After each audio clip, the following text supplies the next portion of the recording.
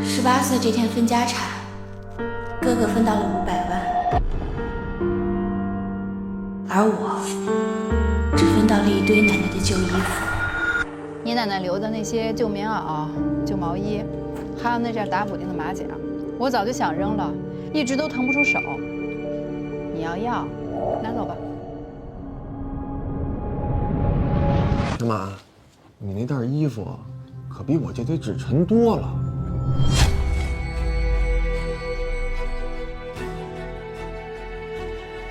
我不是今天才知道自己在这个家排在什么位置，6岁那年就知道了。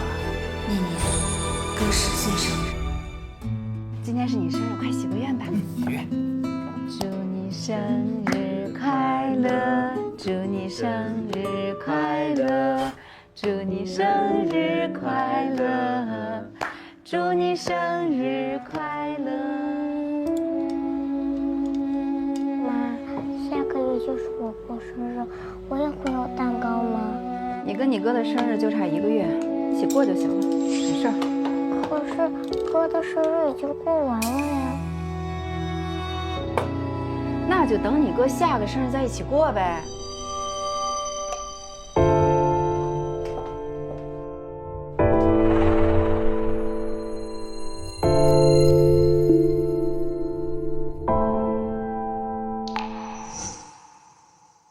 后来的每一年，我都没有得到那块蛋糕。赵磊的生日是全家的事，我的生日是我自己的事。哎，妈呀！进来，妈，爸妈，我想唱歌。好，走。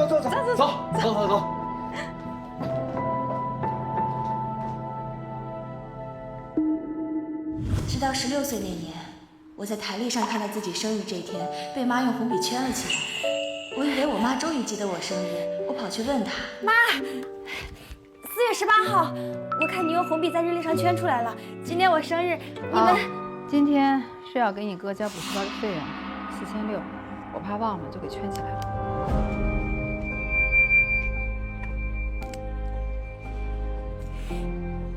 那我也想报个数学竞赛班，报名费800可以吗800？我这次考试考了前12名，我想冲刺一下。冲什么刺呀？一个女孩子学那么好干嘛呀？你又不考清华。可是我真的很想……别可是了，你哥成绩不好才报，你不用。那咱家就那点钱，不得先紧着你哥呀？你哥不及格，所以才补。你成绩那么好，你不用。妈！哎呀，别挡道。可是我也是你们的女儿。妈的逻辑永远都是通的，知道不管怎么说，钱都不该花在我身上。又是1年过去，爸妈再次给哥过了热闹的生日。结实了。来爸妈，我想去电玩城。好啊，走。哎呦天哪！电玩城喽！17岁的我，不过是蛋糕旁多摆的一副碗筷，而这个家里只有一个人对我不一样，是奶奶。小满，跟奶奶过来。小满，你爸妈不记得你的生日，奶奶记得。来，拿着。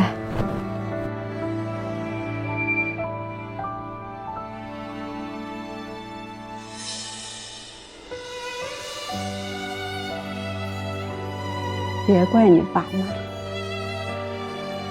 你爸是个糊涂人，你妈也，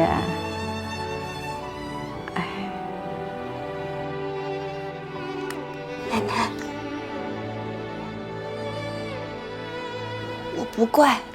奶奶的东西，以后都是你的。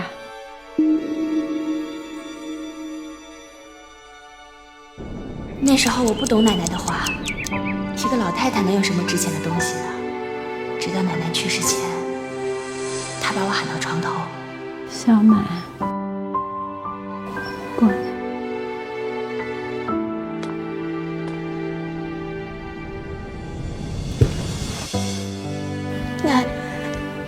不怕啊。奶奶柜子里的旧衣服千万不要丢，一定要留着。留着。你记住了，那是给你的。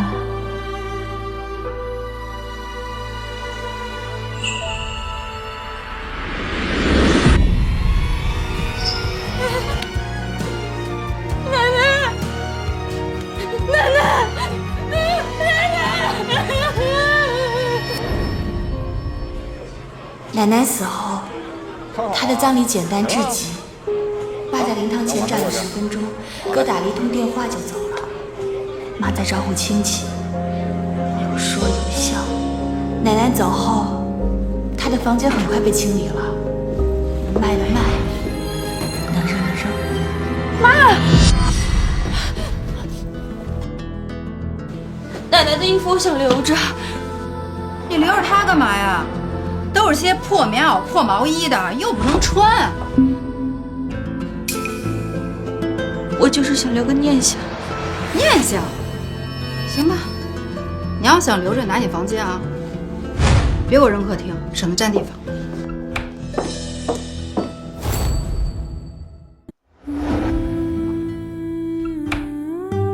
后来的1年，我常常打开房间的衣柜，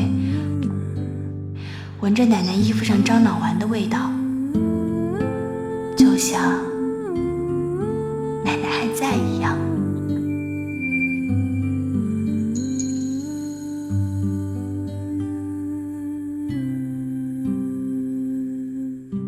直到分家前1周，我放学回来，看见哥带着一个装修工人来我房间。就是这面墙。这间墙做次卧够了，打个衣柜，再搁一张1.5米的床。小满的东西呢？你爸妈不是太走了吗？搬走就行。行。你在这儿呢，你干嘛不出声啊？正好你也听见了，装修队下周就过来了，你要提前把东西收拾一下啊！跟你说话呢，听见了吗？走吧。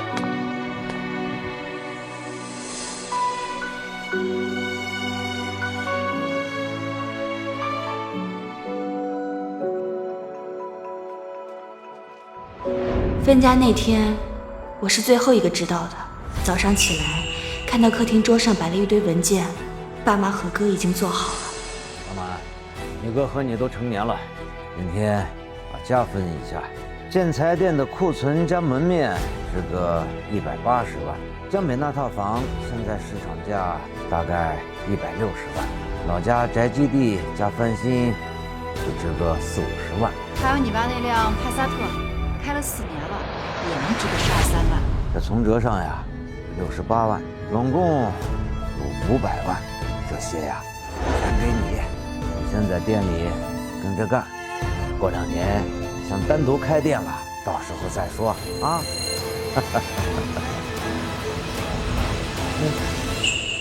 小满，你奶奶那些旧衣服不是一直留着，就算留个念想。是啊，那堆衣服我早就想扔了，你不是非要要吗？那就拿走吧。小满，你那衣服比我这堆纸钱多了。哎呀，真好，来，你看看。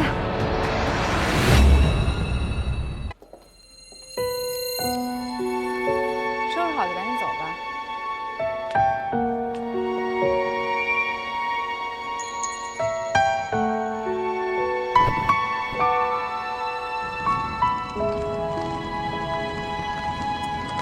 小满，出了这个门，别说爸没给你东西，奶奶的东西也算东西。放心吧，爸，您的意思我明白。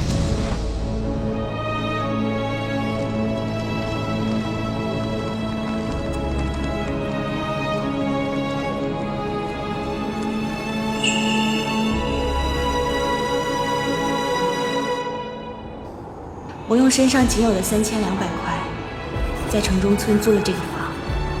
这是我高中3年打零工攒下来的。我报了自考，白天在外打工，晚上回来学习。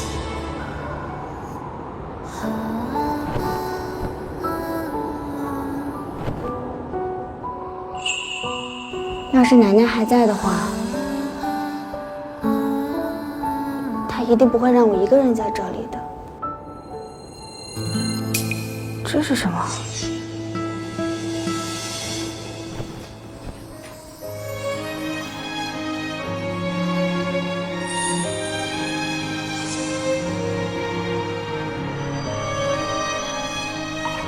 存折。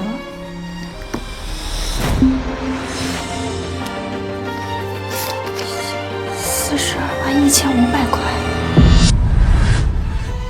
奶奶有她的退休金。从我出生那年开始，做了整整18年，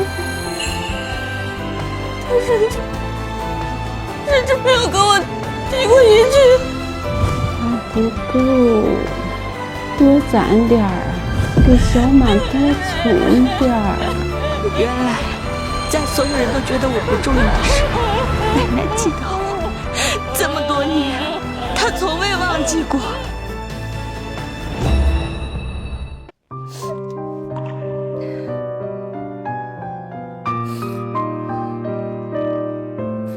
如果棉袄里有东西，那其他衣服呢？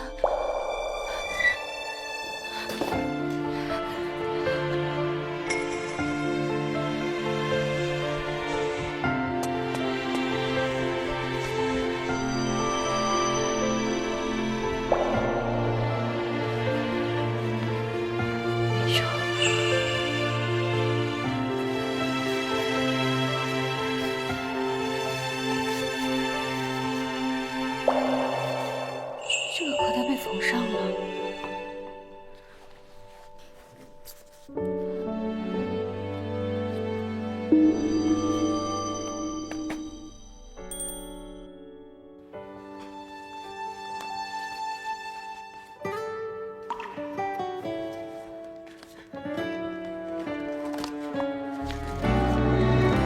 城东老街64号，建筑面积47平方米，产权刘小满。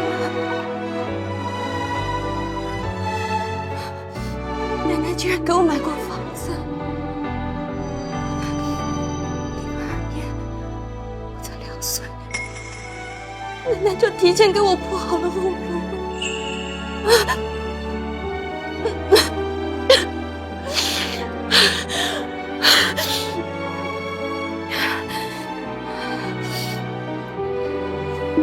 如果我没记错的话，现在那一片即将拆迁，4万1平，47平，就是180多万，加上存折里的42万，奶奶给我的那袋旧衣服值200多万。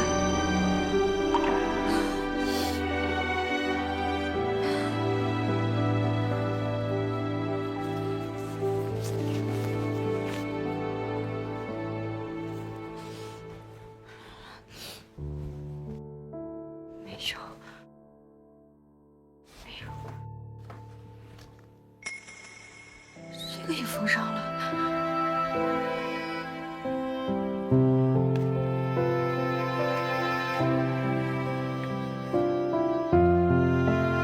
奶写给我的信。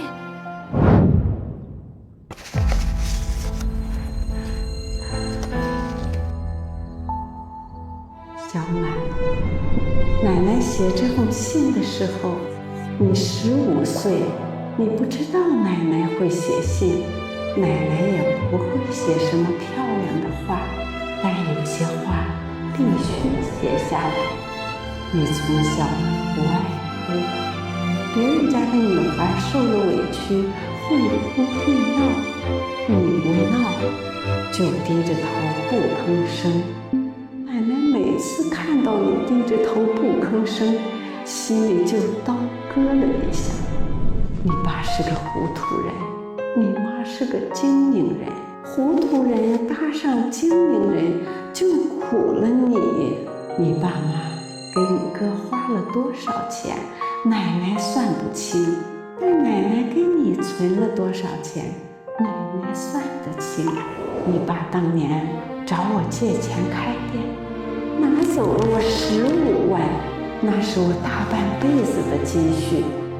可我偷偷的留了8万，在你2岁那年给你买了房，房产证上写的是你的名字，你爸不知道。你爸后来发财了，可那些钱和你没关系，所以奶奶另外给你留了这些。存折在棉袄的左边袖子里，你找到了吧？房产证在马甲右边口袋里，你找到了吧？奶奶，我找到了，我找到了。你也不怕死，就怕我走了之后没人疼你。你记住，你不欠他们的，好好还，别委屈自己。奶奶疼你。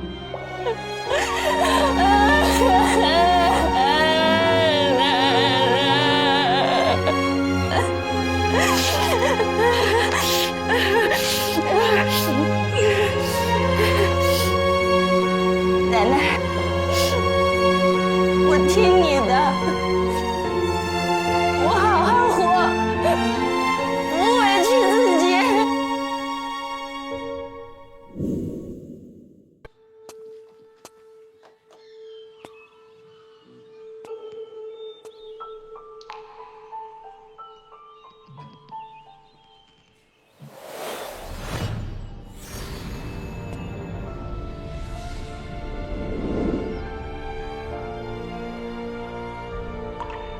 这是奶奶留给我的即将拆迁的城东老街坊，虽然又小又旧，但也够住了。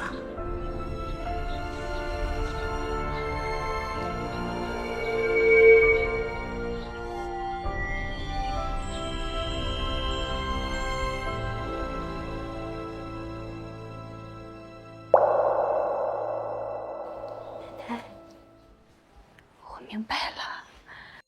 你留给我的不是一笔钱，是一个家，一个只属于我自己的家。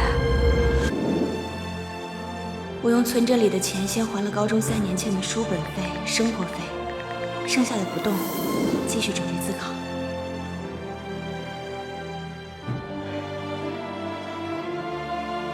后来我自考拿了大专文凭，我考上了，我考上了，又考了个会计初级证。用存折里的一部分钱开了一家社区超市。感谢大家来参加小满超市的开业庆典，开业快乐！年里后，我又开了第4家、第5家，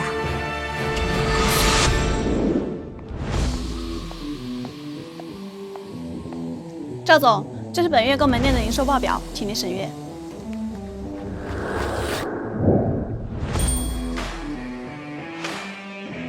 行，放着吧，有问题给你打电话。老板，你还不回公司吗？您不能在这超市了，像店员一样待着呀。这不是有你撑着吗？我好不容易资助到你大学毕业，尽赵氏帮我独当一面，怎么不能让我偷个懒儿，好好歇一歇？哎呦，这您啊倒是偷懒了，可怜我天天像个牛马一样在公司来回转，连个假期都没有呢。老板，我的好老板，您看在我这么辛苦的份上，就当可怜可怜我呗。行，下次一定啊。老板，这家店在你心里就那么重要吗？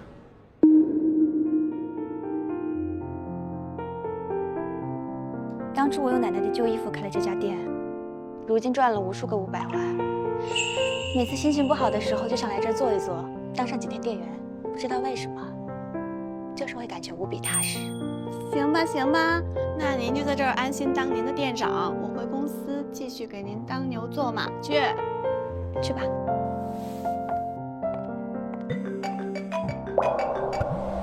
大姑，当年分家的事儿他知道后，在电话里骂了爸一顿，但也就骂了一顿，改变不了什么。这6年里，那家人没给我打过一个电话，喂，大姑。哎，小马，你哥最近的这个情况不太好。爸妈不是给他分了500万吗？怎么还会不好？是啊，他把这个建材店盘出去一半，套了80万，和朋友合伙开了一家网红奶茶店，亏损了一大部分，然后又去炒期货，这越亏越多，这500万全没了，还欠了不少呢。那跟我有什么关系？小马，你爸老了，他得了痛风，这走路一瘸一瘸的。如今你也好了，多少帮衬一点你大哥啊。他错了，是两亲兄妹的，我就是个开超市的，没什么大脑，帮不了他们。是啊，我知道了。大姑，这些年我受的委屈不是一句亲兄妹能抹平的，我不恨，但我也不会原谅。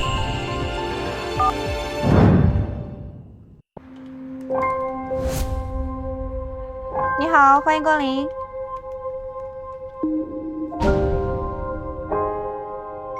小马，是妈。小马，这些年你过得还好吗？还行。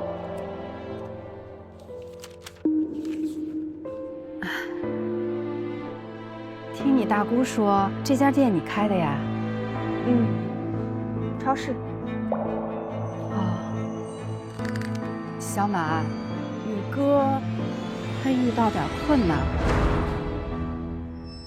就是他之前那个建材生意他不做了，他想换个方向发展，可是手头有点紧，有点周转不开。那你什么意思？我不跟你借太多的，2、3万就行，你就帮他周转一下，等他好转了马上就还你。 6年前分家，你们分给我一袋旧衣服。爸说，出了这个门，别说我没给你东西。小马，我开这家超市，除开房租、人工、水电，赚不了多少，没多少钱帮你。可是你要是不买东西就走吧，我还要做生意。我过2天再来。你好，有什么需要随便看看。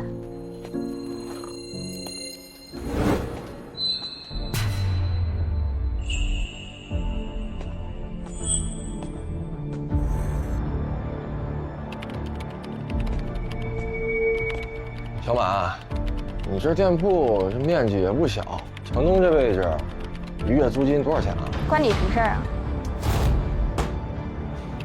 这生意还行。我跟你说话呢，妈都跟你说了吧？我现在资金周转不开，给我拿点钱。什么？不是你听不懂是吗？我要用钱，给我拿5万。昨天妈来求我说借2、3万，到了她这儿直接变成5万。 我没有。啊，不是你开这么大超市，我看你这生意也不错，你一个月连5万块钱都赚不到是吗？赚了也不借。哎，赵小马，你亲哥啊是，哎，你现在是过得好了，你不忍心看你亲哥过得不好是不是？亲哥分家的时候分了500万，没分我1分钱。不是，那是爸决定的，跟我有什么关系啊？那你找爸借啊。赵小马，你变了。 以前可不是这样的，人都是会变的，尤其是被自己的家人亲手赶出了之后。行，那我走。这不对呀！哎，你能开这么大超市，你开店的钱哪来的？关你什么事儿啊？给我等着！我猜事情不会轻易结束，他们明天应该还会再来。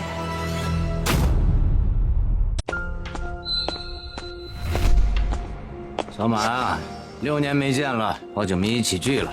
今天呀，一起去吃个饭。不去。说什么？我是你亲爸，我叫你去吃饭，你都不肯。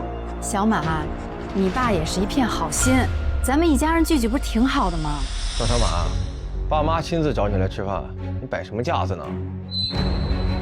有事说事儿，我没时间陪你们吃饭。 你哥跟人欠了些账，数目不小，你手头宽裕，就帮他一把。他可是你亲哥，你必须得帮。这次又是多少？30万。从妈开口的2万，到赵磊要的5万，再到现在的30万，你们要钱之前能不能先统一一下口径啊？就30万。之前是没算清楚，现在算欠的就是30万。哎，你废什么话呀？赶紧给我拿钱！没有，那你是超市？超市是我自己挣的。赵小满，养了你18年。是啊，爸。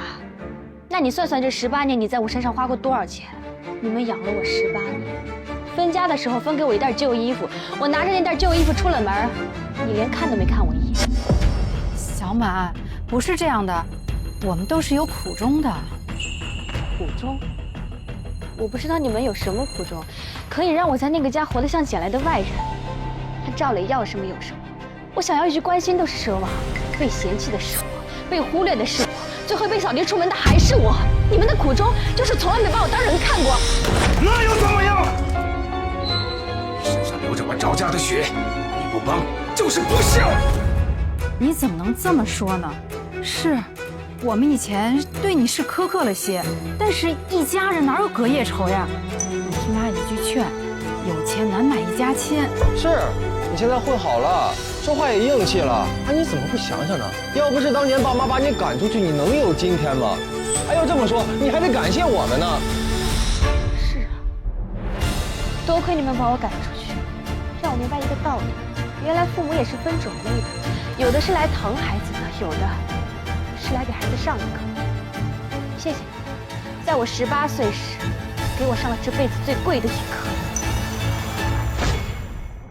这刚过去6年，你怎么就变成现在这个样子呢？以前妈妈那个懂事的闺女跑哪儿去了？不管怎么说，你姓赵，再问你最后一遍，钱帮不帮？不帮。哎，爸，我已经不是那个18岁任由你们赶出家门的小姑娘了。小满啊，你别跟你爸计较，他就是脾气急了点儿。小满，你的确长大了，爸教育不了你。不过你说我们没养你，好，那今天就在这好好算算你这18年来的吃穿住行。老赵，你算这些干什么呀？咱们都是一家人。哎，爸，跟着算，从小到大，他吃的、穿的、用的，哪样不是家里给的呀？今天必须算清楚。好啊，那我们今天就把账算清楚。这些是你从小到大花的钱，学费、住宿费，一笔一笔我全记着呢。18万8，你们真的有给我花过这么多钱吗？小学6年，我穿的都是赵磊和亲家表姐不要的旧衣服，这衣服钱1000，到底是花哪儿了？初中、高中3年，我念的都是最便宜的学校，生活费每个月只有100，这18万8，到底有多少是花在我身上的？你是说，你们把给赵磊花的钱也算在我头上了？你别血口喷人了啊！爸账单都记得清清楚楚的。哎，你记账单了吗？光靠嘴说，你说什么是什么呀？行，想要账单是吧？我这里也有。打我记事儿起，我就把你们给我花的钱大大小小记到备忘录上面了，就算后面换了手机也没丢。除开我出生到4岁前记忆模糊那一段，所有大大小小我该记的、能记的都记上面了。总共你们给我花的只有3万块。小满，你说这些干什么呀？咱们都是一家人。妈，你把他当一家人，他把咱们当一家人了吗？你看，算得这么清楚，就是等着今天跟咱们算账呢。不是爸先说要算账的吗？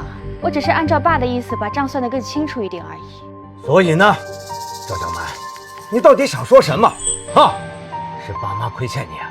你是想让爸妈给你跪下磕头道歉，你才满意吗？我不是想让你们跟我道歉，我只是想替18岁前的自己问一句：你们生了我，但不好好疼我、爱我，那你们当初为什么要生下我？我们怎么会不爱你呢？我们当然是爱你的呀。但话又说回来了，那大家不都是这么养孩子的吗？你看老李家那个闺女，她也是穿他哥剩下的。老张家，他闺女上到初中就去打工了。我们是普通家庭，不都这么过来的吗？老张家、老李家，人家的姑娘怎么就没那么多的事儿？儿子是用来传宗接代的，姑娘早晚是别人家的人。我们对你哥好一点怎么了？啊，这样不一样。不爱，真不爱，你一生下来，我们早就把你送人了。就是，我们早就把你送人了。行，我明白了。好了，说的都说了，拿点钱给你哥应急。是，哪怕几万也好。你们拢共只给我花了3万块，我现在连本带利5万打给你们，但从今往后我不欠你们的了。小满，你说的这是什么傻话呀？咱们都是一家人，你说这些干什么？行，今天就听你的啊。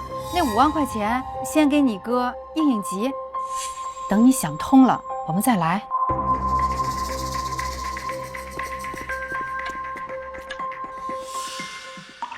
妈，你看张小满什么态度？找他要点钱推三阻四的，算这个算那。长大了，翅膀硬了，不听话了。哎呀，行了，你们都别说了。他是我生的，翅膀再硬能硬到哪儿去啊？她一个姑娘家的，咱说句好话不就完了吗？你瞧刚才你们俩一个一个的，冲的跟什么似的。是妈，这5万块钱也填不了我窟窿啊！我女朋友莹啊，这马上要跟我结婚了，她家要50万彩礼，我上哪弄那么多钱去？我现在身体不行了，你又在外面欠了那么多债，没有个几十万呀，划不过来。刚我看了一下，那超市挺不错的。他刚才说除了房屋、人工、水电，剩不了多少钱了。那谁知道呢？咱们就多来几次，他抹不开面子，还能不给钱呀？他毕竟是亲闺女。行妈，都听你的。下次再来。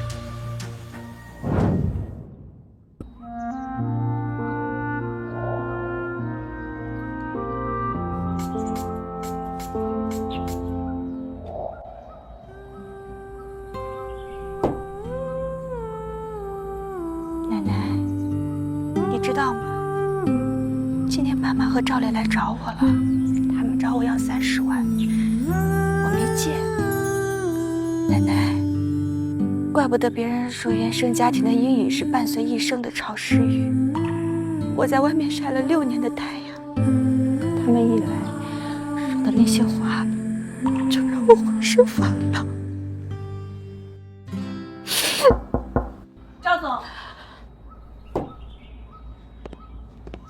怎么了，赵总？你眼眶怎么红红的？你哭了吗？没什么，眼睛进沙子了。不对，赵总，你一定是哭过了。告诉我，到底是谁惹你了？我一定要把他找出来，痛打一顿。好了，有什么事过来说吧。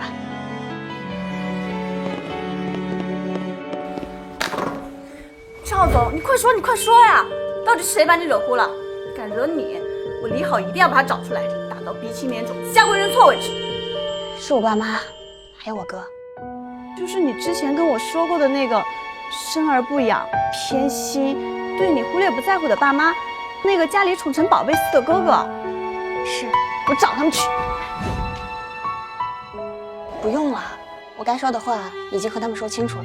可是我心疼你啊，赵总。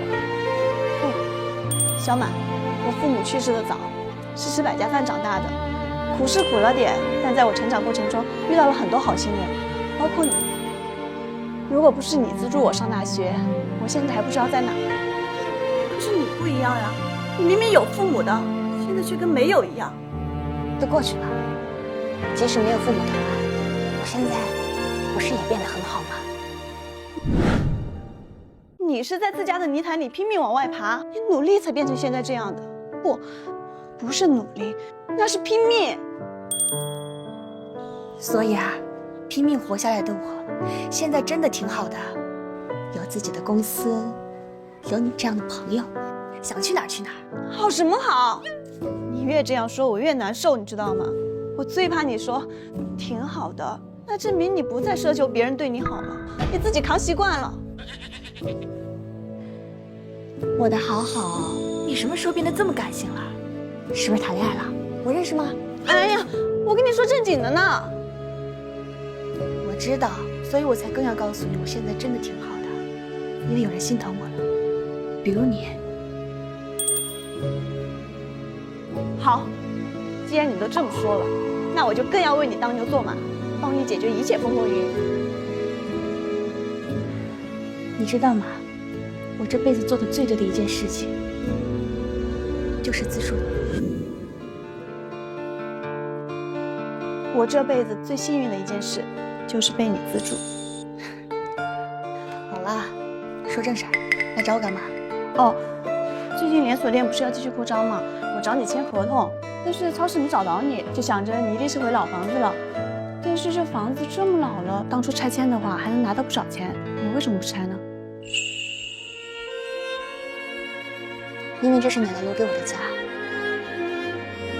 钱再多也不如家重要。阿姨，你起来！你干嘛呀今天？阿磊，我们都谈这么多年恋爱了，你什么时候娶我啊？之前你说忙事业，我陪你拼事业，可这都这么多年了，你的事业还没有起色，要不你先把我娶了吧？宝贝儿，你看我不是不想娶你，你也知道啊，我这跟人合伙开奶茶店炒期货，这钱花的都差不多了，欠了那么多债，这你家要50万彩礼，拿不出来这么多。我不管，反正你必须娶我，你不想娶也得娶。不是你干嘛这么急啊？不是我着急，你再不娶我，我肚子里的孩子就藏不住了。我爸妈又是那么体面的人，要是让他们知道我未婚先孕，他们肯定会拉着我把他孩子打掉的。你自己的亲种，你不想要啦？你说真的，你怀孕了？你要当爸爸啦，你爸妈要抱孙子。妈妈，你太棒了！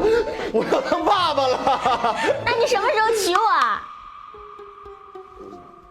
你家彩礼要50万，我一时半会儿也凑不出来这么多。之前有钱的时候让你娶，你给我拖着。好啊，现在没钱了是吗？不是我，那不是为了挣多点给你买个大别墅吗？行了，别贫了。反正我爸妈说了，彩礼1分都不能少。至于钱，你自己想办法凑去。哎，你不是有个妹妹在开超市吗？孩子不能帮衬帮衬你？哎，你说的对呀，哥哥结婚，当妹妹的就应该帮衬帮衬。宝贝儿，先休息啊，我现在就去跟爸妈说，让他们找赵小满要钱去。我走了。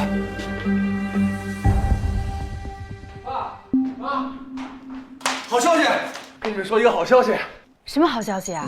是不是小满他同意给钱帮助咱们了？哎呀，不是，李娜怀孕了，你们要当爷爷奶奶了。你是说李娜怀孕了？啊？不是，爸妈你们不高兴吗？有什么可高兴的？我现在身体这样，你又赔了钱，外面还欠了账，哪有钱娶媳妇生孩子呀？你爸说的对呀，这孩子来的不是时候。你看啊，小婉不是有个超市吗？让他把店盘给别人，肯定能凑50万。他能这么做吗？那就是你们的事儿，跟我就没关系了啊！你们总不能看着李娜去把孩子给打了，你们抱不成大孙子了吧？行了，知道了。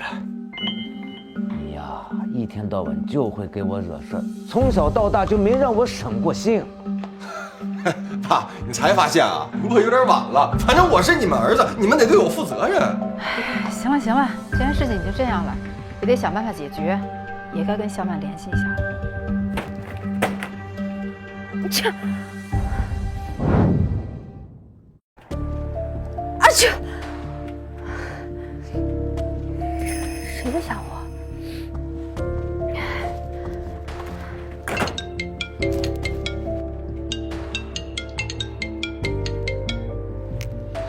喂，哎，小马，你吃饭了吗？妈给你做了你最爱吃的红烧鱼，你现在在不在超市啊？妈给你送过去。不用了，我不爱吃红烧鱼。啊，那你现在爱吃什么呀？你说妈给你做。我什么都不爱吃，况且我爱吃的你不一定会做。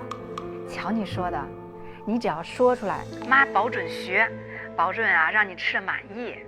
如果你打电话只是为了跟我说这个，那你就挂了吧。亲情不是可以靠一顿饭来弥补的。小时候拼命想得到的东西得不到，长大了也就不想要了。瞧你这孩子怎么这么倔呀？行，你不想吃妈做的饭，那你想要什么呀？只要你说出来啊，妈都满足你。我什么都不想要，挂了。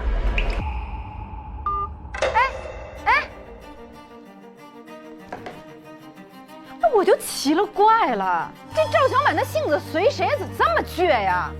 人家老张老李家孩子不都好好的吗？怎么到他这儿啊，感觉跟父母苦大仇深一样？是，我是赶他出去了，那我不是为了磨练他吗？要不然谁愿意自己孩子在外面受罪呀？再说，这不磨练的挺好的吗？还开了超市。说不通就算了，他是我老赵家的种。软的不行就来硬的，爸早就该这么办了。哎呀，胡说八道什么呢？啊，难不成你还把他吊起来打一顿呀？他长大了，不是小时候了。哎呀，行了，听我的吧。这人呀，都怕那风言风语的。你到时候就装病，然后咱把那7大姑8大姨都叫来，他碍于面子，肯定会低头的。你确定？我确定。啊，我都说了，听我的。行了，我现在就给大姑打个电话。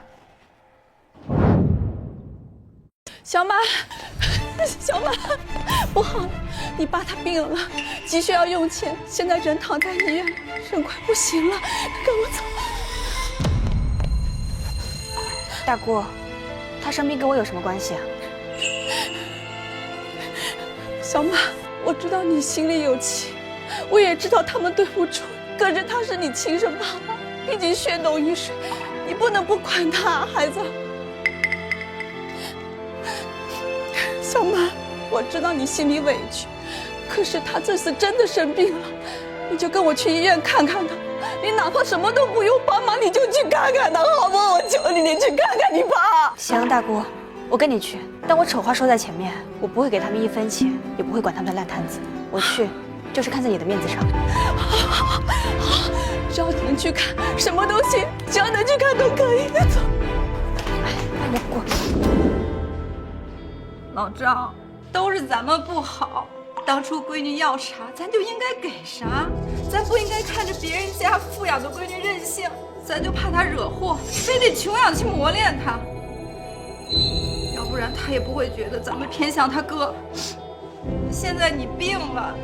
他都不肯花钱来给你治病，更不肯来看你一眼。是我们的错呀！哎呀，其实这事儿也怪我，要是早点发现妹妹觉得爸妈偏心我就应该让爸妈把最好的东西全都给妹妹。哎，现在的年轻人怎么这么狠心呢？自己的亲爸生病了，怎么能不管呢？就是，这爸妈不都是为自己孩子好吗？这女儿真是太冷血了，自己的爸爸生病了都不肯帮忙花钱治病，实在太不像话了。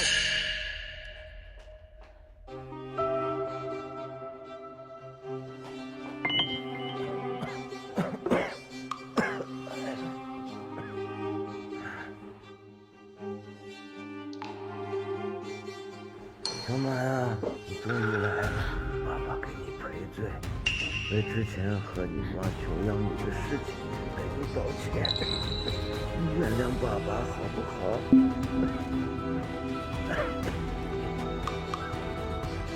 小马，是妈不好，妈糊涂呀。妈听别人说穷养的孩子懂事儿，妈就信了，把你养得这么懂事，就把我们养成外人。穷养，妈，穷养的孩子是吃穿差了点儿。不是直接把孩子赶出家门。是，你说的对，是爸该死。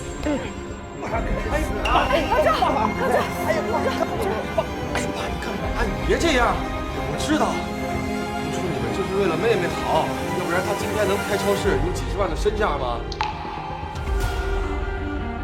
就原谅爸妈吧，像哥求你了，行吗？小马，你打我也好。骂我也好，妈真知道错了。可是你爸他现在病了，你拿些钱给他治病好不好？50万就够了。我明白了，你们让大姑叫我来，就是为了这50万，对吗？小马，你爸妈他们确实想让你出治病的这些钱，但是大姑知道你为难，大姑不逼你，大姑尊重你的选择。大姑，我跟赵家这道坎儿这辈子不好过。我来只是看看，不管他是真病还是装病，我不会给钱，也不会帮忙。小姑娘，你怎么能这么说话呢？这可是你亲爸呀，他生病了，你不关心也就算了，现在还说这么冷血的话，你也太不像话了。养这么大的女儿，竟然这么狠心，连自己亲爸生病都不管，以后啊，肯定没什么好下场。佳文，你就这么绝情吗？啊，你连你爸的死活你都不顾了呀！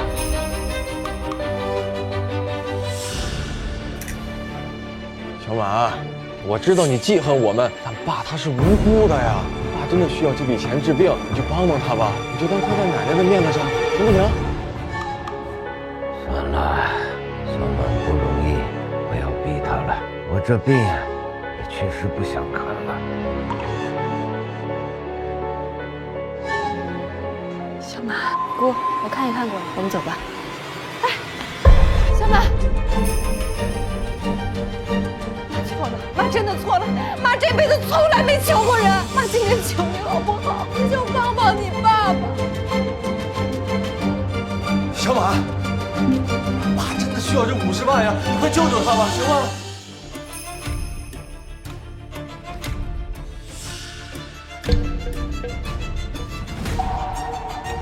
我真是看不下去了，世界上怎么会有你这样的女儿？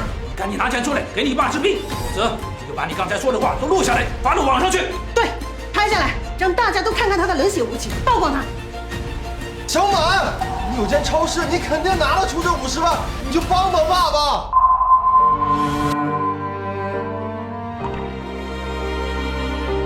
好，既然大家都不让我走，那我就讲讲我这18年是怎么被穷养长大的。什么情况？小时候，我哥赵磊睡朝阳的那间大屋，我睡一面那张小床。他背新的书包，我背他不用的。他过生日有蛋糕，我过生日从来没有一个人记得。那是因为你跟你哥生日离得很近，一起过能省钱。省钱？赵磊成绩差，你们年年给他报补习班；我成绩年年考第1，想让你们给我报个数学竞赛都不肯。你们说，女孩子学那么好干什么？将来都是要嫁人的，这也是省钱吗？男孩子和女孩子不一样，你哥是要继承家业的，给他报补习班是想要让他上进。好，那我再问你，小时候有一次我生日，我躺在床上，我说爸妈，我好难受，你们能陪陪我吗？你们怎么说的？你们说不行，女孩子家人那么娇气干什么？正好那天赵磊手破了块皮，你们赶忙带他去医院。我在家难受了一晚上，我烧了一晚上，我又哭又吐，我说我好想你们。但你们呢？你们没有一个人来关心我。那是18岁分家产，你们分给赵磊500万，给了我一堆奶奶的旧衣服，把我赶出家门。我18岁，我靠着我当年高中兼职仅剩的3000块钱，租了个300块的破房子，我像条流浪狗。够了，小满，别再说了。爸，为什么不让我说？你们从来没把我当人看过，不在乎，嫌弃我，我就像街边的垃圾桶，可以被随意丢弃。请问这样叫穷养吗？你们配当父母吗？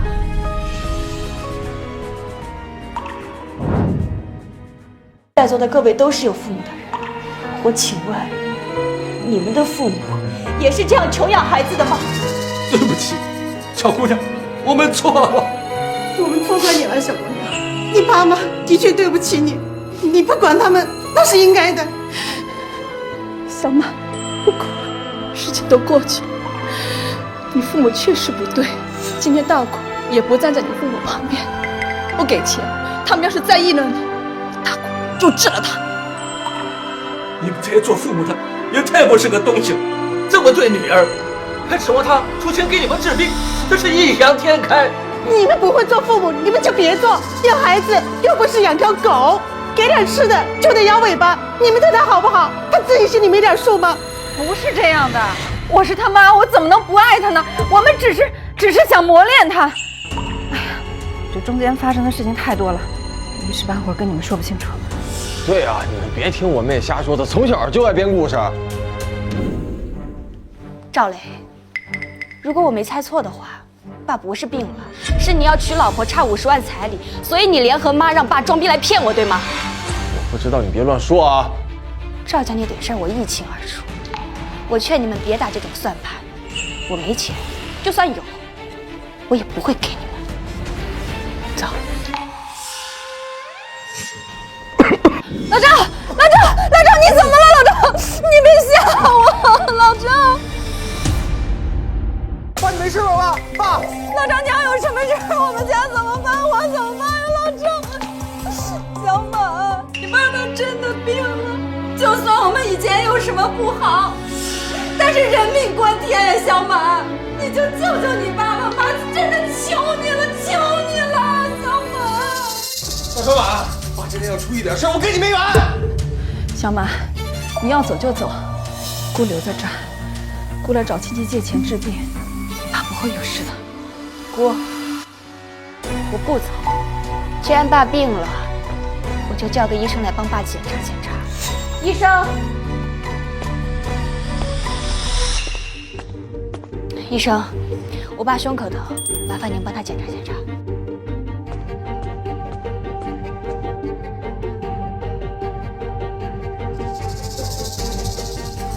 病人没什么事，脉搏平稳，呼吸正常，也没有别的任何问题。不过看他这样子也不用住院，谁收进来的？妈，该不会是你给谁塞了钱让爸住进来的吧？我没有，我怎么会做这样的事情啊？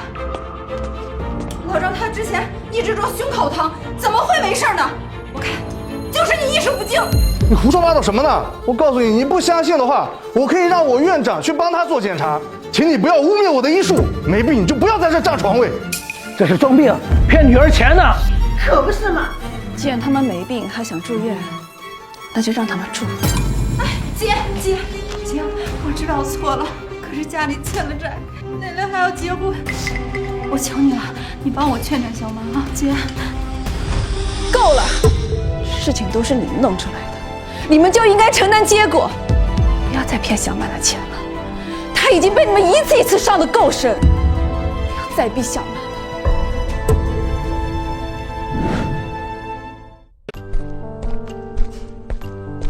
别在那儿转悠了，转得我这头晕。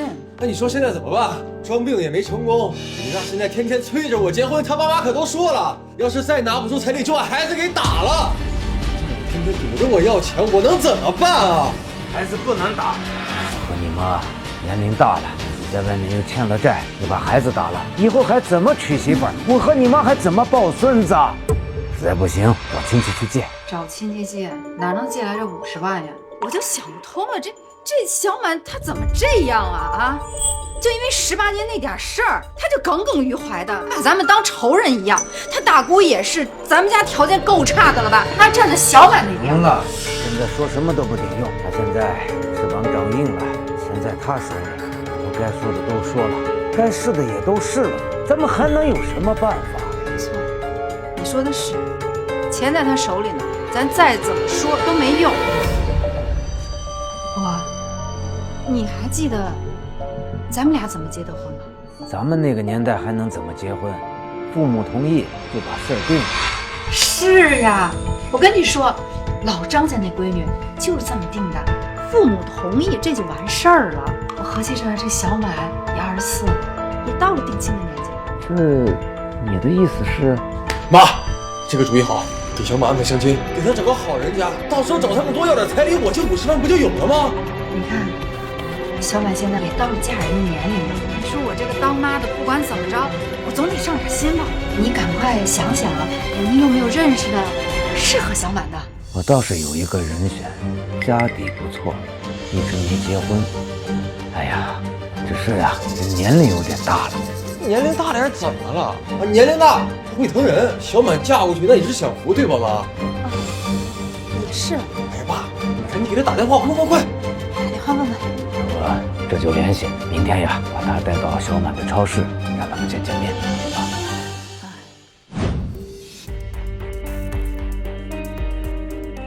老张，你闺女真有你说的脾气好，长得娟。哎呀，这小满呀，从小就被我和他妈教育得很乖巧，不说有多出众，那也是顶好的。行，只要人合我心意，彩礼嘛不是问题。小满，你来干什么？我说的很清楚了，钱我不会给。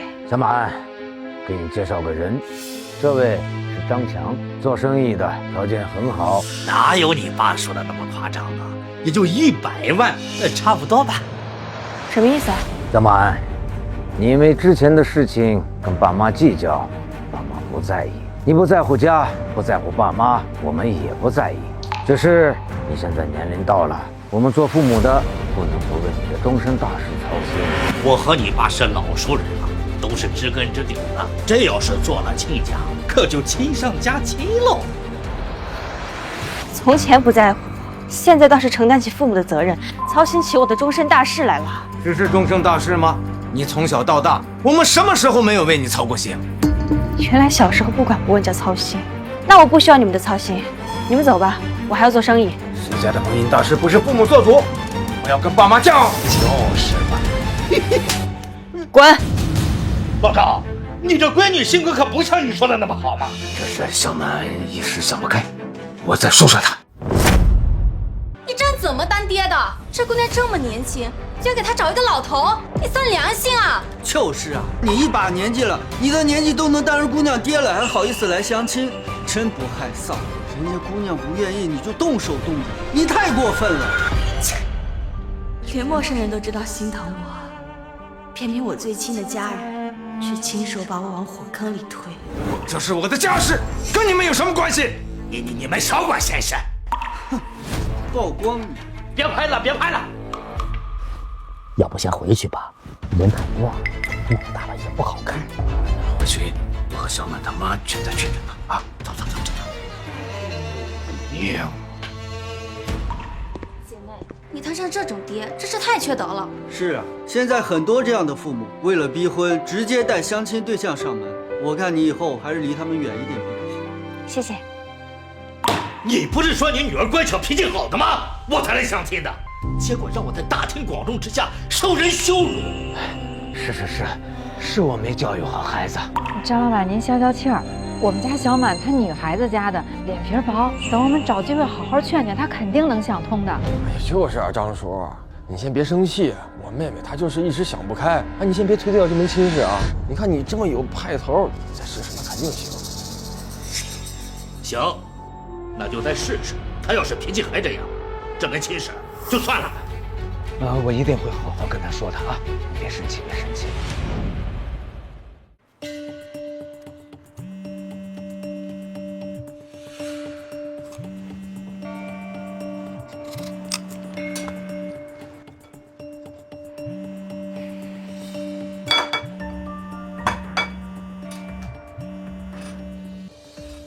你有完没完？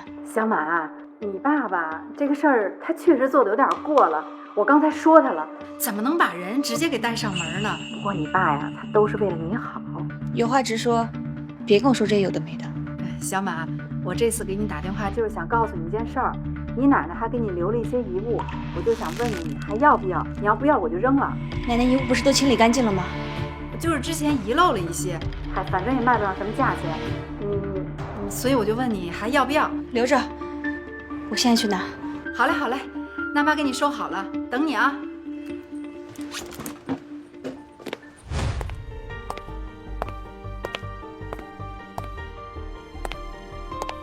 东西呢？徐门不知道叫人呀，就知道要东西。上次带人去超市相亲，你也是这副态度。我可是你爸爸。小满啊，妈说句实在的，你年龄也到了，都24了，我们没有别的意思，就想为你下半辈子着想。如果你们把我叫过来只是为了说这些的话，那你们不用说了，我不想听。你看你这孩子，怎么什么话都听不进去呢？所以奶奶的东西呢？不是赵小满，妈跟你好好说话，你听不懂是吧？啊，现在全家人都为你终身大事着想，你倒不领情了。我领什么情？上次你们装病没要到钱，这次又打算随便找个人把我嫁了，然后拿彩礼换钱，不是吗？换钱？什么叫换钱？谁家的姑娘不是父母做主嫁人的？那老张家的姑娘就听他父母的，现在生了2孩子，日子过得红红火火的。是啊，我们当父母的肯定是为了孩子着想，难道我们还能害你不成？你们不是想害我，你们是想把我往火坑里推，永远翻不了身。你怎么能这么想我跟你爸呢？那张强啊，他们家底厚实，性格又淳朴，你嫁过去只会享福。享福？那这福你嫁过去享吧，我享不了。混账！你怎么跟你妈说话的？我不跟我妈说，我跟你说。奶奶去世前跟我说你是个糊涂人，我信。但我现在觉得你不是糊涂，你是蠢，是拎不清的蠢，蠢到只知道重男轻女，眼里只有赵丽一个人。哎，好了。你哥是要为我们老赵家传宗接代的，你一个女孩子能一样吗？你醒醒吧，赵家现在负债累累，传宗接代有用吗？可是别人家都是这么过来的呀。你看我跟你爸也是这么相亲，我们不也过了一辈子吗？那别人家都行，怎么就你不行呢？你们是你们，我是我，时代不一样，我不会像你们一样把自己的人生随便交给别人来摆布。你给我站住！你要不听我们的，就不是你这个女儿。你别太自私了啊！我自私？当初爸妈给你500万，你自己把家败光了，还好意思卖妹妹还债？这个家最没资格说这话的，就是你。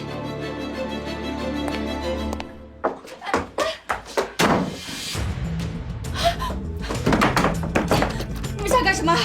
开门！小满，你跟张老板呀接触就是太少了，你们在屋子里好好的聊，聊好了妈就给你放出来啊！小满，你爸妈他们都已经同意了，你还反抗什么？开门！你们知不知道，你们这是强奸！说那么难听干什么？我们也是想让你们在一起好好培养培养感情，早晚是一家人，还不都一样的？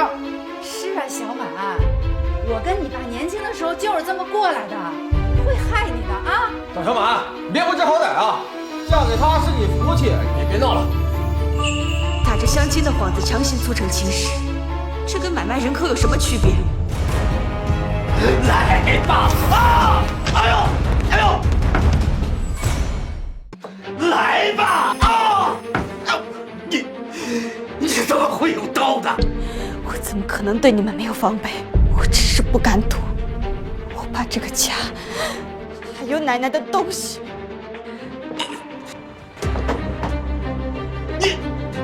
你别过来！我见过你，你要是再过来，我就报警！我说你持刀伤人！你不强奸，我这是正当防卫。就算是闹到治安局，你也在我。该坐牢的是你。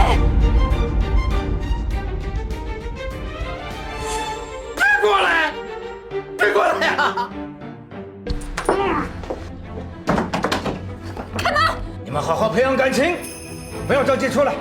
就是小满，你别倔了。张老板他人真的挺好的，你要以后跟他结了婚啊，你这辈子肯定过得挺幸福的，总比你守着那破超市强多了。就是啊，张小满，我们这么做是为了你好，也是为了这个家好。哎，你就赶紧跟张叔把事办了，赶紧听话啊！我最后再问一次，你们开不开？不开。既然你们不开，就别怪我不客气。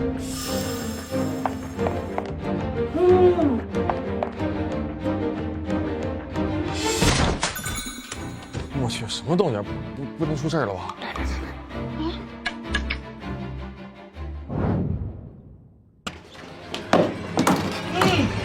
赵小满，你在干什么呀你？嘿！爸，对不住了，孩子不懂事，我替他给你赔罪。老张，你看你养的好女儿，伤个情而已。她持刀伤人，把我绑起来，我要报警，你们必须赔钱。张小满，闯大祸了，快给人道歉，快！赵小满，赶紧给张总道歉，说他不要报警，不然我们一家子都要被你毁了。我没错，他要强奸我是正当防卫。什么强奸？伤个亲而已，你这就是故意伤人。今天你不赔钱，不道歉，我立马报警。用不着你，我早就报了。谁报的警？这里发生什么事？治安员同志，他故意伤人，我要他们赔钱。不是的，只是相亲，孩子不懂事，是误伤。同志，是他持刀故意伤人，跟我们没关系，我们凭什么赔钱啊？你相亲怎么当成这样啊？是我报的警。冉云同志，我要举报他进行人口买卖。什么？同志，这是我们的家事，这孩子不懂事，闹脾气，你乱说话。就是相亲闹点别扭，不算事儿。用50万彩把我卖给一个比我爹都还大的老头，还把我锁在屋内，任由他对我图谋不轨，这不是相亲，这是犯罪。没错，你们这样做已经涉嫌非法拘禁和买卖婚姻，根本不是什么相亲。还有你试图强行与女方发生关系，这种行为已经构成了强奸未遂，这是犯法的。不是这样的，是他们同意的，他们把我叫来的，与我没关系啊。我是他爹，是我安排相亲的，就想让她嫁个好人家，这怎么就犯法了呢？为他好，把女儿当作商品买卖，非法拘禁，还纵容他人侵犯她，这叫为他好。你身为父亲，不仅不保护女儿，还亲手把她往火坑里推，你配当父亲吗？而且你看看他的样子，看着比你都大，你怎么狠得下心把自己2出头的闺女嫁给这样一个人呢？你良心不会痛吗？他们没什么狠不下心的，他们从来没有把我当成贵人，在他们眼里，我只是一件可以随意买卖的商品，一件可以为赵磊铺路的工具。既然如此，那我就彻底和他们断绝一切联系。治安员同志，我要提交诉讼，告张强强奸未遂，告他们非法拘禁买卖婚姻，我要与他们彻底断绝关系。混账！我们是你爸妈，你怎么能告我们呢？是啊，小满，咱们是一家人，有话不能好好说吗？干嘛非得闹到法庭上去？这要让外人知道了，多闹笑话啊！就是啊，赵小满，你心太狠了吧？一点亲情也不讲，连自己爸妈也要告啊！别告我，我已经知道错了，我再也不干了，我赔钱，求你放过我吧！少废话，跟我走一趟，有调查，走。你们从未把我当成人，我又凭什么拿他当我的父母？我是你爹，她是你妈，你说断就断。告诉你，不可能！是啊，小满，我们辛辛苦苦把你养大，没有功劳还有苦劳呀！你现在说要跟我们断亲，这传出去，别人怎么说我们脊梁骨啊？你这是往死路上逼我们呀你！赵小满，你就是个白眼狼，白养你了啊！让你结个婚，把家里的债给还了，你至于做这么绝吗？白眼狼！你们是怎么说出口的？偏心了这么多年，你们什么时候拿我当过一家人？那不是条件不好吗？这男孩子是要传宗接代的，你一个女孩子计较那么多干什么？女孩子就不是，女孩子就活该被你们忽视，被你们卖掉。我把话放在这儿，今天这个亲我断定了。大家冷静一点，我们找个地方坐下谈，有什么话好好说，不要激动。我们可是你的父母。父母，我倒是想问你，这18年你们真的在乎过我吗？当然了，你是我生的，我怎么能不在乎呢？从小到大，我穿的都是别人不要的旧衣服，而赵磊身上的名牌鞋子、新款衣服，你们眼睛眨的不眨的买给他。我是男的，男人出门在外就得穿得好点，撑场面。你女孩穿那么好干嘛呀？能穿不就行了吗？哥说的对，女孩子家朴素点好。吃的，我高中住校1个月生活费只有100块，我每天就这100块馒头配咸菜，实在饿了就喝点凉水。那个时候家里条件不是不行吗？那我们能有什么办法呀？条件不好，条件不好，顿顿给赵磊买菜加肉；条件不好，每个月给他1000块钱零花钱；条件不好，为什么偏偏只苦我一个人？别在这翻旧账了，行吗？这都过去那么久了，你至于这么记恨吗？至于。就算我当初对你不够好，你也不至于要和我们断亲。毕竟我们是一家人。一家人分家的时候给了赵磊100块，给了我1袋旧衣。当年被你们赶出家门的时候，我才18岁，无依无靠。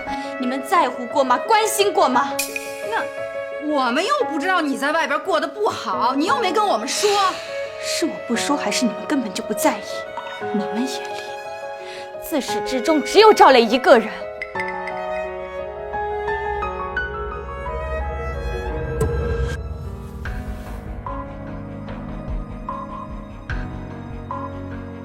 小满，爸知道以前是我糊涂，偏心了你哥，让你受了不少委屈。现在爸想补偿你，你就不要再说这断亲的话了。行吗？是啊，小马，妈知道错了，妈以后肯定不偏心了，好好补偿你，原谅妈一次，行吗？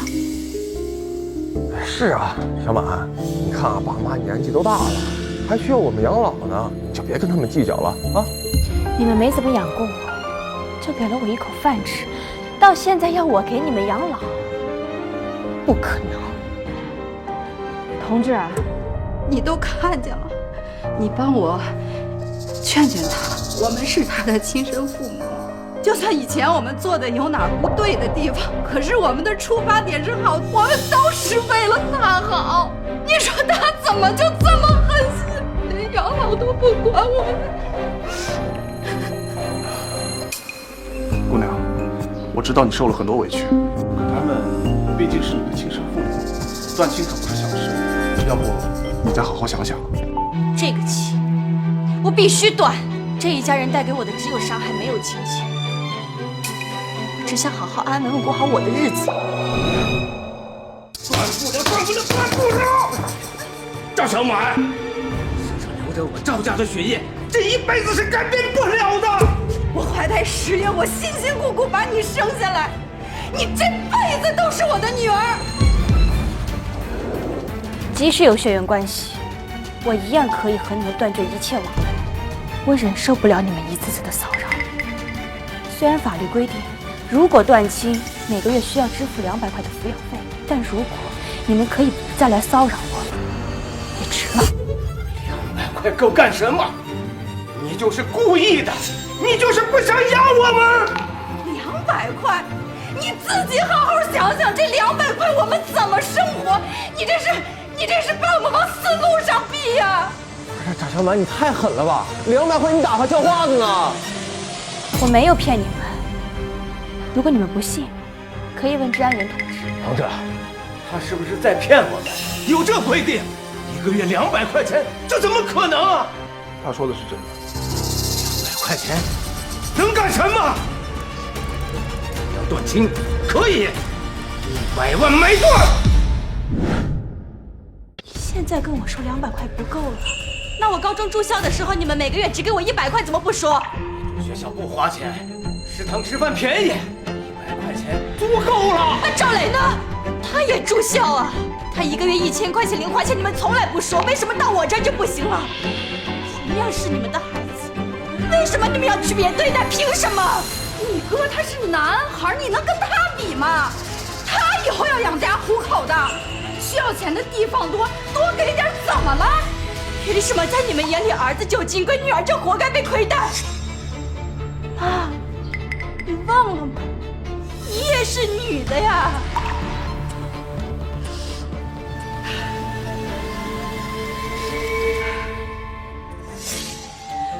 所有的话我都说完了。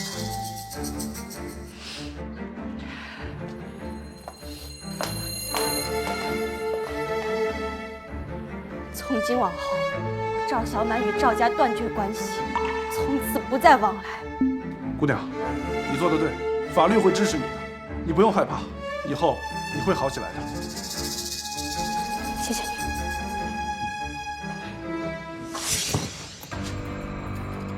怎么办啊？彩礼钱没要到，赵小满还要跟咱们断亲，还1个月就给咱们200块钱生活费，够还债吗？够活吗？不行，我还得去找刘小强。哎呀，别追了你！妈，你拦我干什么呀？你不会被他那2句话给说心动了吧？胡说八道什么呀？你现在就是把他追回来，他也不会给咱们钱的。妈，我看你现在就是不想管我了，是吧？你要放弃我，我是你亲儿子。那行，你要不管我也行，我现在就出去，我让你弟想再把我打死，我把你那孩子我也给打了，行了吗？你还不说话是吧？我现在就死去。小文，你快放下吧！要不把咱们的房子卖了吧？这样能帮小李还债，还能留一部分钱生活。你说什么？这房子是我赵家的根，是给小磊留着结婚的，你就这么把它卖了？那你说怎么办？你告诉我怎么办？现在崔三都天天逼你那又逼他结婚，你让我怎么办？那你给我想办法！爸，你先别吵啊！这妈说的对啊，咱把房子卖了，把我的债还了，我以后挣钱了，我再给你买一套不就行了吗？够了，随便你。哎，不是爸，你别生气啊，我肯定能翻身这次。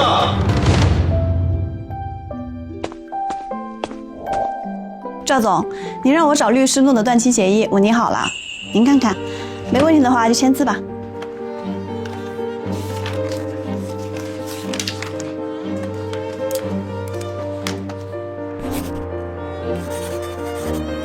好了，签好了，辛苦了。那个还有个事儿，你爸妈为了还赵磊的债款，把老房子卖了。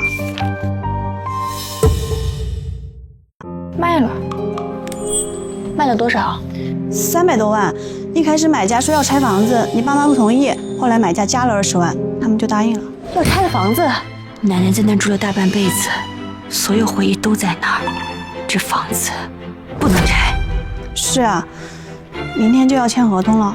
李好，你出面帮我把房子买下来，加钱也可以。好。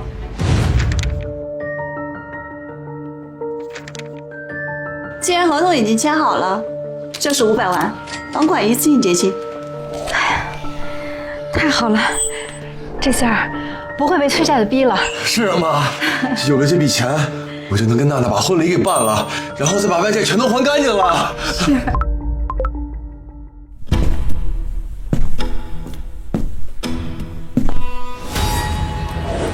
赵小满，你怎么来了？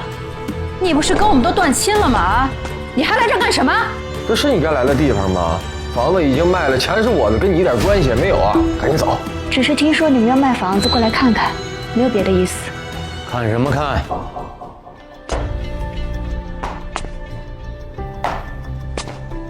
房子已经卖了，你少在这多管闲事，赶紧走。你既然知道这房子已经卖了，就别在这碍眼，赶紧走。过2天我们也要搬走了，这房子跟你也没有关系了。奶奶的东西呢？还在吗？那些破烂早扔了。扔哪儿了？合同上不是说这房子的布局不能乱动吗？我都跟你说了，这个房子已经卖了，跟你没有关系。我想扔什么就扔什么，我还得跟你打报告不行？小满，别太过分了。合同上写的什么你怎么知道的？还在这胡说八道呢！赶紧走，再不走我报警了。我没有胡说八道，因为买这房子的人就是我。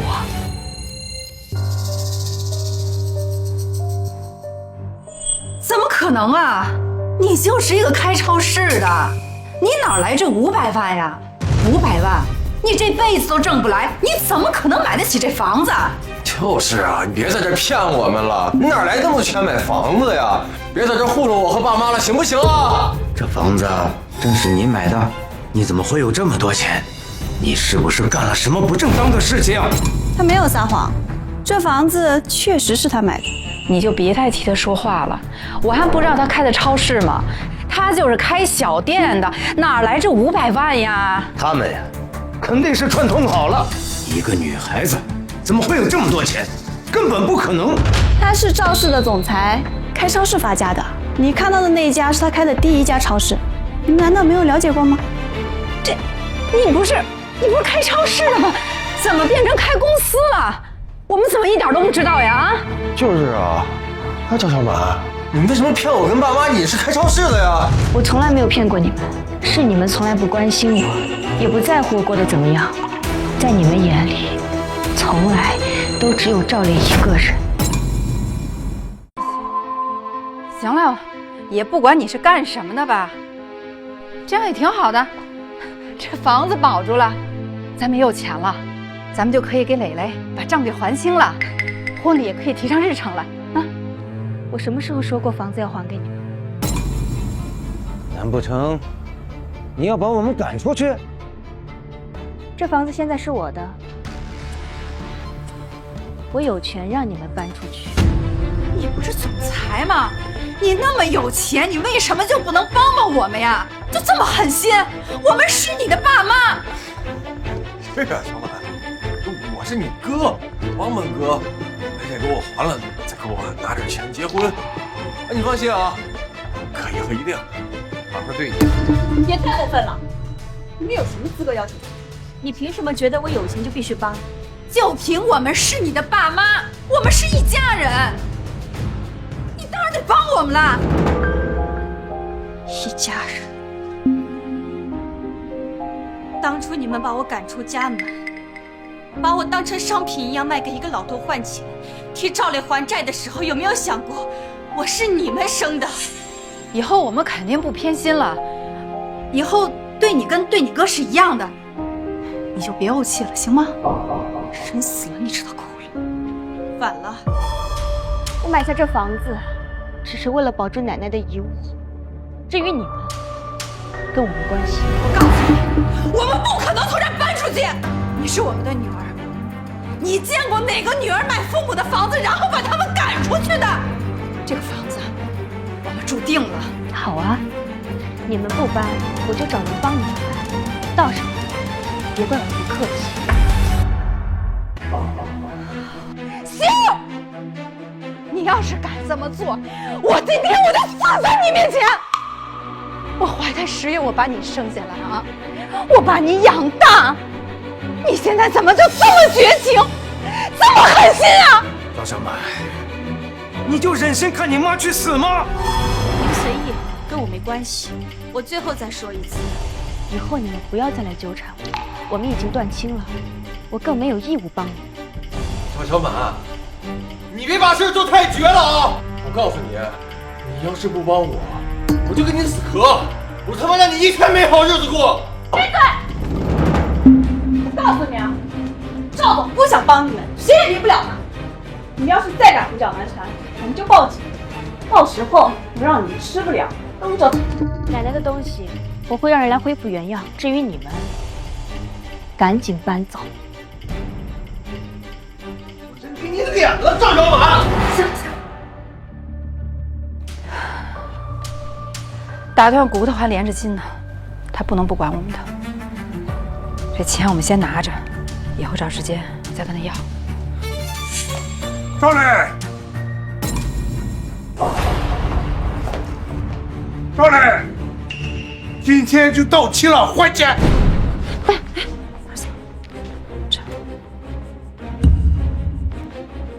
哎，看好了啊，卡里有500万，我不就欠你们50万吗？你至于天天这么追着我要啊？哼，50万，你做梦了！你欠我们的就是500万。什么500万？我就跟你们借了50万。我们是高利贷，利滚利的，知道吗？哎哥，你听我跟你说，我要这个钱有用，你给我留一部分行不行？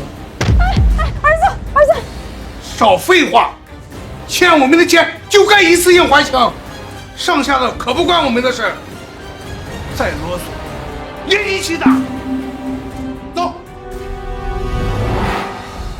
妈，我钱没了，完了，妈，我怎么结婚了啊？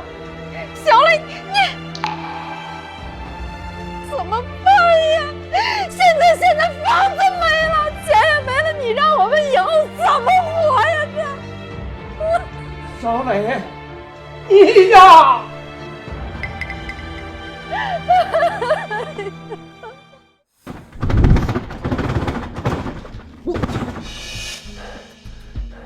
赵小满做的太绝了吧！啊，连门锁都给换了，真是一点葫芦也不给我们呀！你说咱们怎么生这么绝情的女儿啊？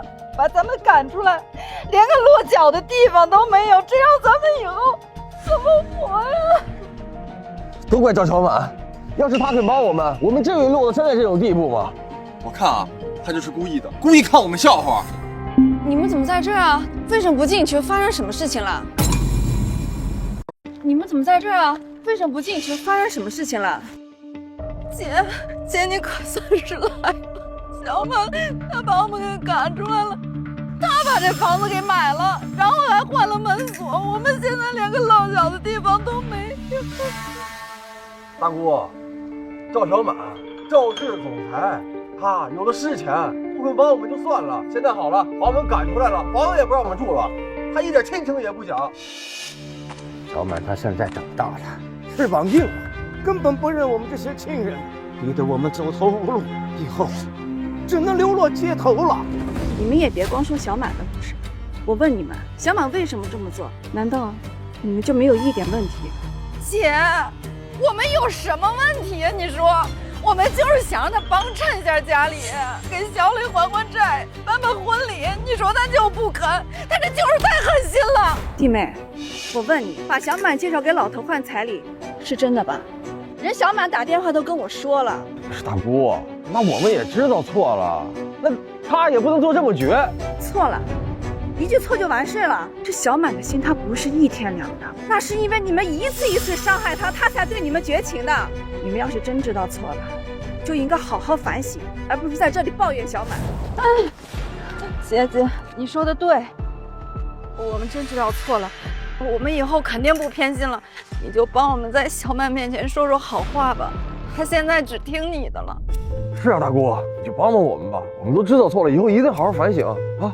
姐，是我们对不住小满，以后我们一定改。这虽然是你们错了，但我们也是一家人，我也不忍心看你们流落街头。这样的，过几天是小满奶奶也是咱妈的忌日，和你们向小满说一说。谢谢姐，你们也别高兴太早，我帮你们那是看在一家人的情分上。如果你们还不知道悔改，我也不管你们。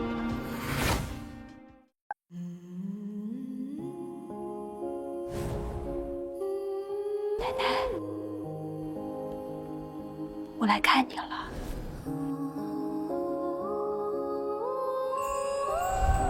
你的房子我保住了，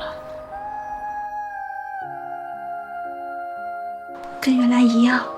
你让我留的衣服洗得干干净净的，就像你还在的时候一样。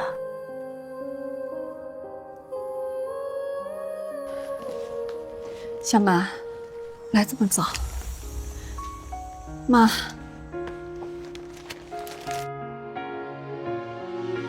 就是想早点过来陪着奶奶。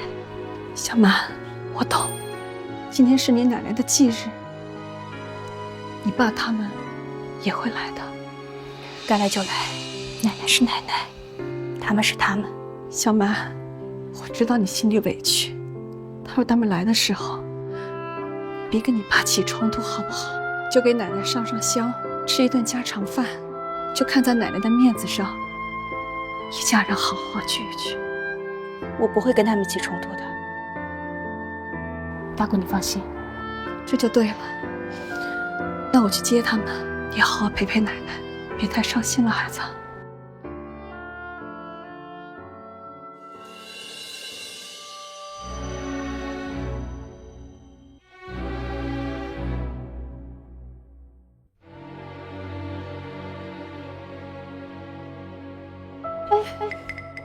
小心点，别摔着，小心你的膝盖。没事儿，给妈上香，不能含糊。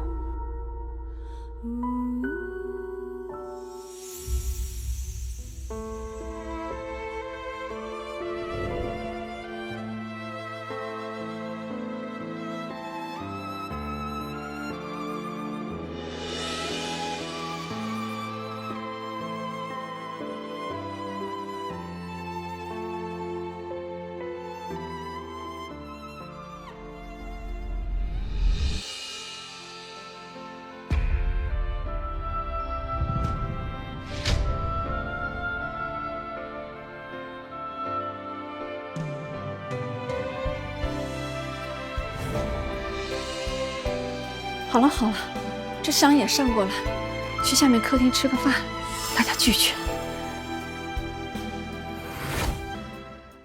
哎，小满，多吃点，看你都瘦了，别老想着工作，照顾好自己啊。谢谢姑。小满，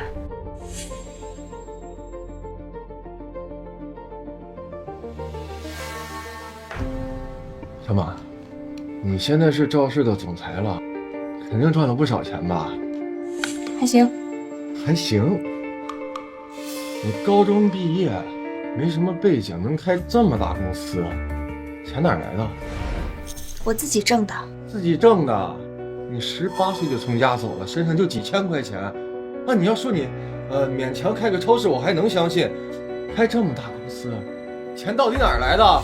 小磊，我挣没挣钱，挣多少钱，没必要跟你解释吧？我看你是解释不清楚吧？我问你，你是不是偷奶奶钱了？小磊，你胡说八道些什么？小满怎么可能会偷奶奶的钱？我胡说什么了，大姑？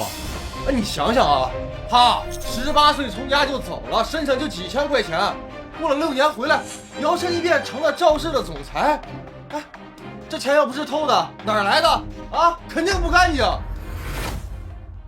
我今天把话就放这儿啊，这钱肯定不干净，要么就是偷奶奶的，要么他就在外边干了什么见不得人的事儿。小满能干，他能吃苦，赚这些钱他是应得的。让他解释，让他解释清楚呀。好，既然你问了，我就当着大家的面把话说清楚。赵磊，你说我偷了奶奶的钱，那我问你，爸开建材店最早的启动资金是哪来的？那还用说啊，这肯定是爸辛辛苦苦起早贪黑省吃俭用攒下来的呗。15万。2004年爸要开店，资金不够，找奶奶借了15万。这钱你不知道吗？这事我知道，妈她跟我说了。爸，您之前找奶奶借钱开了店，这些年建材店越做越大，翻了多少倍？我当时实在是没办法，着急用钱，想着以后赚了钱再还给你奶奶。到分家那天，建材店加上车子、房子、存款，一共500万。这500万有奶奶15万的本金，你还过吗？没还。妈生前还在的时候就告诉我，这钱弟没还。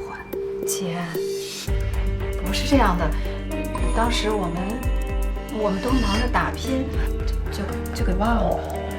你用奶奶的钱发家，奶奶死了，你就把她的衣服扔给你们的女儿。你们知道奶奶在那袋旧衣服里留了什么吗？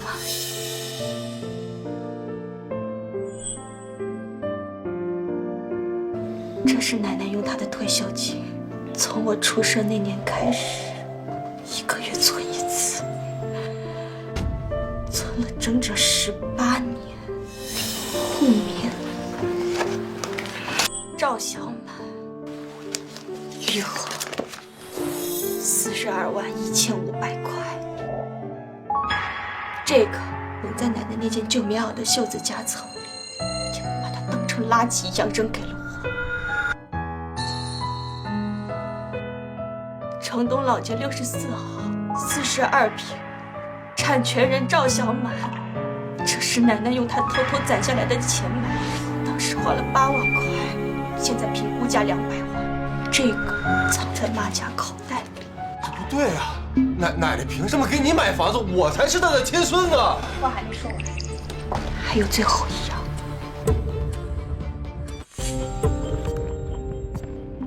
这是奶奶的亲笔信，就在那件枣红色开衫的口袋里。我念几段，让大家都听听。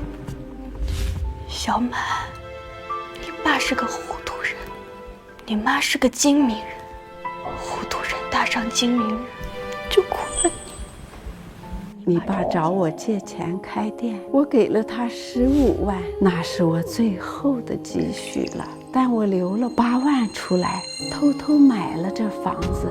你爸不知道，产权写的是你的名字。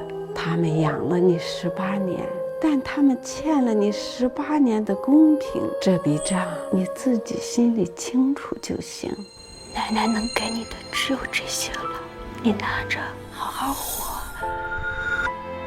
别委屈自己。奶奶疼你。妈，你把奶奶的东西当成垃圾扔给我。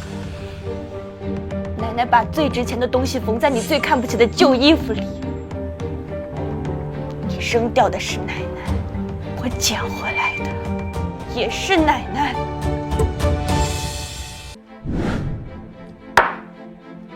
那是你奶奶留给赵家的，是我所有赵家人的，你不能一个人占着。这存折上的户名写的谁？赵小满。那这房产证上的产权人写的谁？赵小满。奶奶的信是写给谁的？赵小满，你叫赵小满吗？那也不对啊！奶奶的遗产，所有孙辈都应该有份儿。我是她亲孙子，是赵家的根儿，凭什么我没有啊？你要是觉得不公平，可以去法院告我。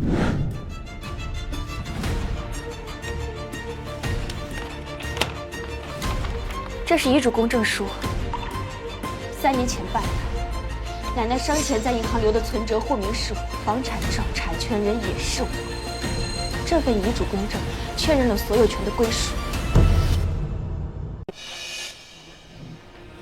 法院按公证遗嘱判，你觉得你赢得了？你早就知道了，就故意不说，故意看我们笑话是不是？是，我6年前就知道，但我不是故意不说，是没必要说。当初分家的时候，你们分给了我一袋旧衣服，没问过我要不要。我发现衣服里有什么，也没有必要告诉你们，这是奶奶留给我的，跟你们没关系。就像当年爸妈给你的500万跟我没关系一样。这话没毛病，小满说的对。当时分家的时候，你2口子把最值钱的东西都留给了小磊，小满什么都没有留下，就拿走了那一袋破衣服。这事儿你们都忘了。还有弟，你想想，妈生前的时候就跟你说了，让你给小满留嫁妆，你一直都说好，好，好，你留了吗？啊，姐，不是这样的，我们当时工作太忙了，就给忘了。忘了这么重要的事情你忘了，知道你不会留，所以他留，就防着你呢。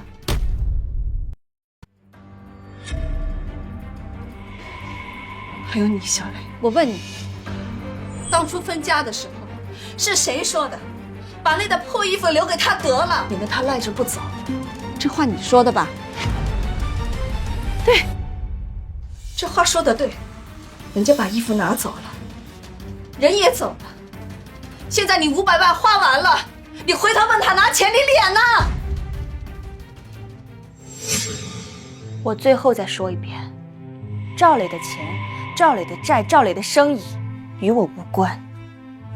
爸妈的养老，我可以按照我的规定出我的那一份，这是我作为女儿的责任。但是多1分我都不会出。亲情这笔账，18年前你们没有存过，到现在余额为0，你们也不必跟我支取。大姑，我走了。你奶奶要是在的有理，看到你如今这个样子，她会很欣慰。走吧。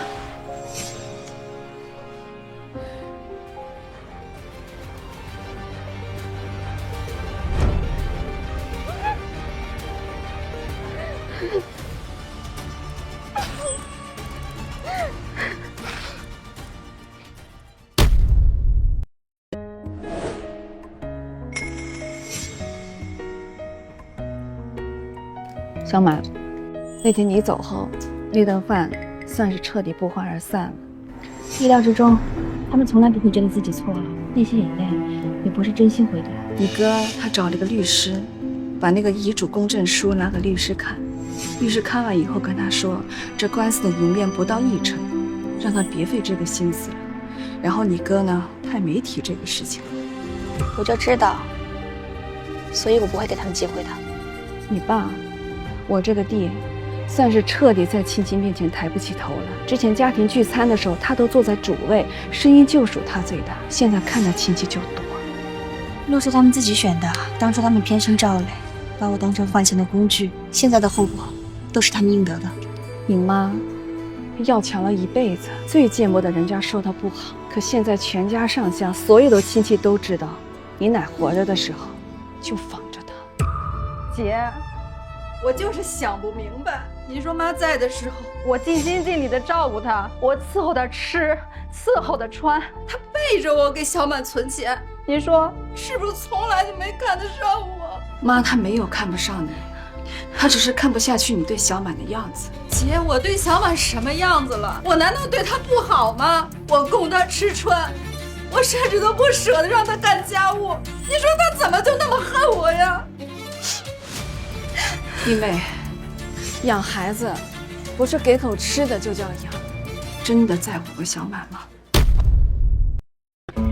哥还没好到哪去，李兰把孩子给打了，分手了。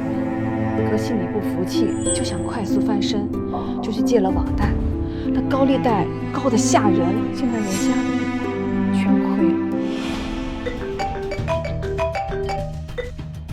喂，道理呢？赶紧让他还钱，再拖下去，别怪我们不客气。我们实在是没钱了，求你们再给我们点时间吧。可逆子，我们怎么就生了这么个不孝的东西呀！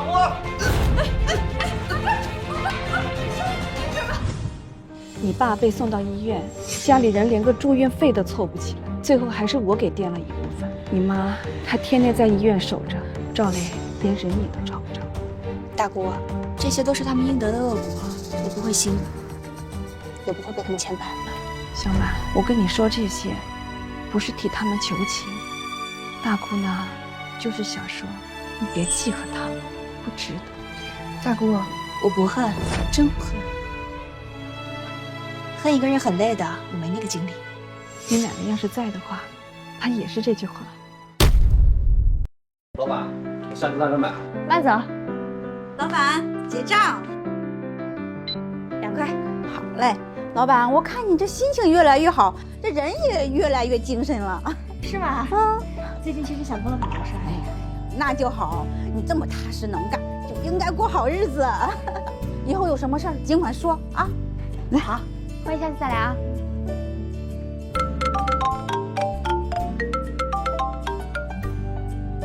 你好。您好，请问是赵小满女士吗？我们是城东拆迁办的，城东老街已经纳入了旧改计划，您名下有一套47平米的房子，符合拆迁政策，这边和您协商一下赔偿方案。要拆了？是的，您这套47平米的房子，赔偿方案是一套80平米的新房，外加200万的现金赔偿，您看可以吗？奶奶，你给我留的房子又要准备拆迁了。从前我在过去的事里走不出来，但我觉得我也是时候迎接我的新生活了。可以。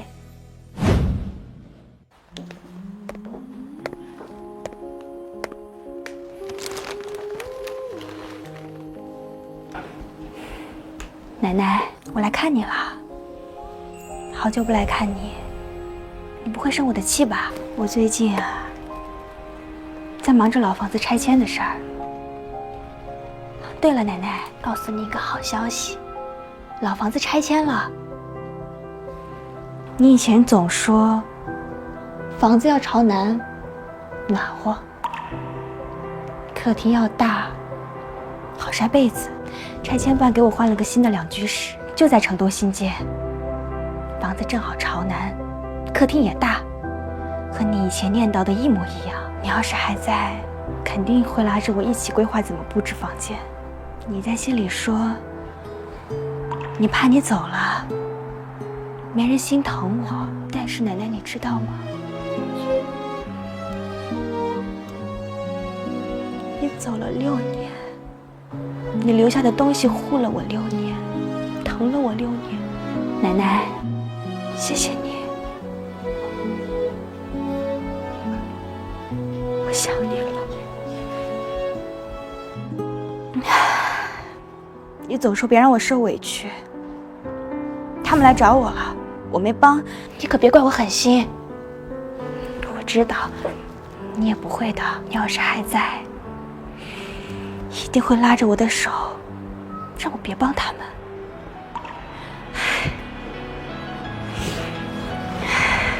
奶奶，我先走了，有空再来看你。我会好好经营超市，好好生活。不辜负你对我的期望，你在那边也要照顾好自己，不用担心我。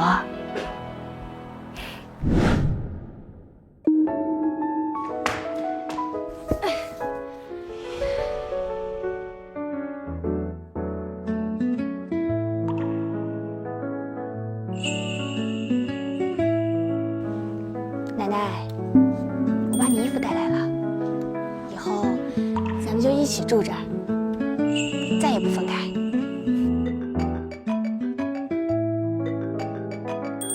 大姑，大姑，小马，新家收拾的怎么样？搬家累不累？快让大姑看看房子装修什么样子。大姑，你看客厅很大，阳光也很足，完全是奶奶喜欢的风格。好看，真好看，宽敞又明亮，比老房子舒服多了。你奶奶要是能看到，肯定能笑得合不拢嘴。你奶奶最希望的就是你有一个属于自己的家，好好过日子。我知道，这一切都要谢谢奶奶，也要谢谢你，大姑。奶奶走了，就只有你心疼我，关心我。傻孩子，跟大姑客气什么？你好好的比什么都强。今后有什么事跟大姑打电话，不要一个人扛着啊。行，空了去看你姑，拜拜。